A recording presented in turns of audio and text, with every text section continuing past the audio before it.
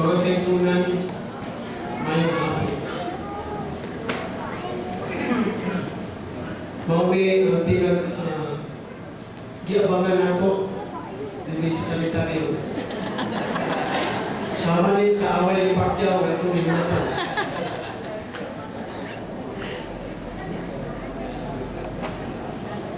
There is a certificate of marriage. Ako nakita dari name o kinet. Nga doon na ibutang din nga not applicable. Wala na kinahanglanan. Kung sa may wala na kinahanglanan ninyo. Parents' consent. So, wala na kinahanglanan na panunggo sa kinikanan.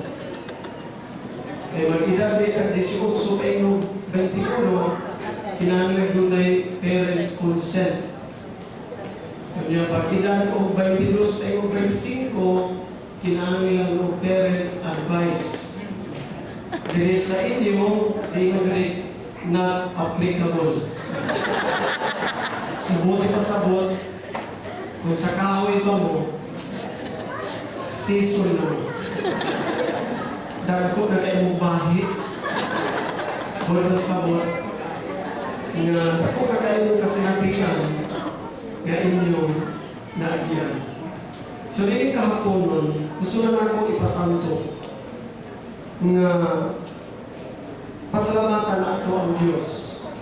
Gumikan kay sumara ni Pastor, atong gipundan ang atong pulianan din sa iglesia. Pwede ba ni siya dito sa gawas? Pero ang pagpundar sa pulianan na kauban ni Kristo must be in the presence of all. Sa imong kayano rin, sa imong pagkayano na tao o mikinet, wala nang kalimti ang Diyos sa inyong pagpundar sa kamunyon. Busa, ako nagapanghinao. Jadi, bisa din ako pangutanon. Sugot din mo nga kasulon mo. Pero di kinahanglan ni sa balaod. Kaya kung dili ka mo imong idol, dili ni siya manayon. Muna tubag yung pag-ayaw, Brother Kenneth. Atubangan sa Diyos o atubangan hindi mabaga ng mga saksi sa inyong atubangan. Imo bang dawaton si Elizabeth Mandak? Ingon nga, imo pinakaslan nga asawa, Brother Kenneth Lamputi. Imo siyang imoon nga asawa o nga magkauban kaniya atubangan sa ordinansya sa pagkabalaan dinha sa kaminyoon. Imo ba siyang higugmaon? Imo ba siyang ampingan? O imo ba siyang pasinungan? O handumon? Taliwala sa kasakit o sa kahimsog, sa kahumugaway o sa kalisod? Kung imong isalikway ang tanang mga Miss Universe, kung imo lamang tipigan sinining, hangtod nga kamo may kinabuhi pa. Imo ba kani i-declare?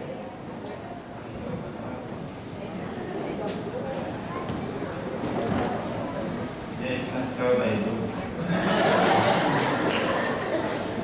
Nganto ni Sister Elizabeth, atubangan sa Diyos o atubangan ni ining mabaga nimo nga mga kaubanan ini sanitarium, apil sa inyong mga sponsors.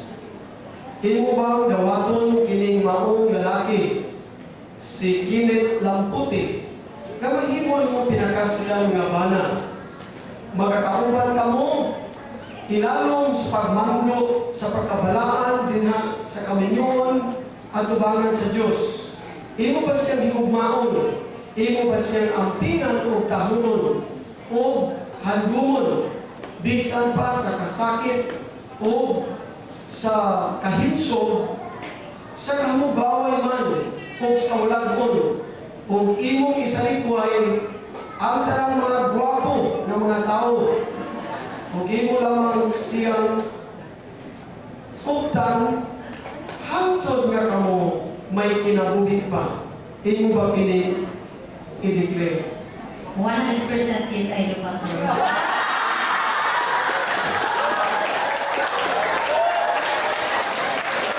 Maingon nga si Kenneth Lamputi o si Elizabeth Mandak nagakauyon na sila magkakahiusa diha sa balaan ng kaminyon o atubangan ini mga saksi labi na kayon atubangan sa Diyos o sa mga kaigsunan na niya dinhi nagabiglaran nga sila magkakauban din nga sa kalipay sa kasakit sa paghinugumay o nga magkakahiusa sa ilang kaugalingon ako nga ministro uban ni Pastor Navarro sa ministro sa iglesia o gihatagan sa otoridad sa Republic sa Pilipinas magahatag niining pronouncement nga kamo bana o asawa unsa ang giusa sa Dios dili kini siya pagabungkagon sa tao. Ako hangyon ang atong mga sponsors. Kalihog din.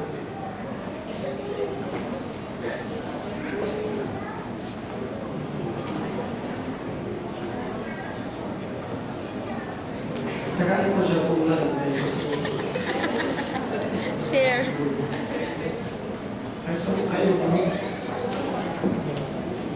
Ako hangyon ang sponsor ni Dr. Nadal, Pastor Saba, Sister Aparicio, and Mrs. Antonio.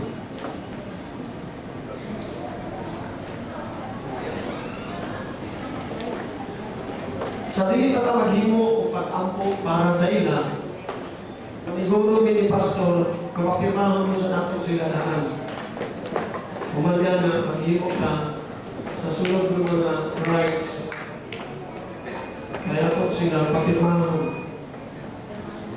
Yung mga requisitos. Yeah? Pero ba din